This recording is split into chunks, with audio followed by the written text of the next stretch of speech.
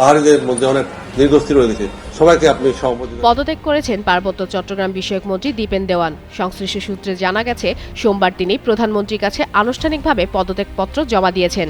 পদত্যাগপত্রে দীপেন দেওয়ান উল্লেখ করেন, দায়িত্ব গ্রহণের পর থেকেই তিনি শারীরিক নানা জটিলতায় ভুগছেন। এই অসুস্থতার কারণে মন্ত্রণালয়ের নিয়মিত কার্যক্রম যথাযথভাবে পালন করতে গিয়ে নানাবিধ সমস্যা তৈরি হচ্ছে বলে তিনি জানান। তার দাবি, বর্তমান সরকারের উন্নয়ন ও প্রশাসনিক কাজে গতিশীলতা বজায় রাখার স্বার্থে তার পক্ষে এই পদে অব্যাহতভাবে দায়িত্ব পালন করা সম্ভব হচ্ছে না। সে কারণেই পদত্যাগ করাকে তিনি সমীচীন মনে করছেন। পদত্যাগপত্রে স্বাক্ষর করে দীপেন দেওয়ান প্রধানমন্ত্রীর কাছে তার পদত্যাগপত্র গ্রহণের জন্য বিনীত অনুরোধ জানিয়েছেন। তবে এই বিষয়ে এখন পর্যন্ত দীপেন দেওয়ান আনুষ্ঠানিকভাবে কিছু জানাননি। উল্লেখ্য, দীপেন দেওয়ান রাঙ্গামাটি পার্বত্য জেলার নির্বাচিত সংসদ সদস্য এবং পার্বত্য চট্টগ্রাম বিষয়ক মন্ত্রণালয়ে দায়িত্বপ্রাপ্ত মন্ত্রী হিসেবে দায়িত্ব পালন করে আসছিলেন।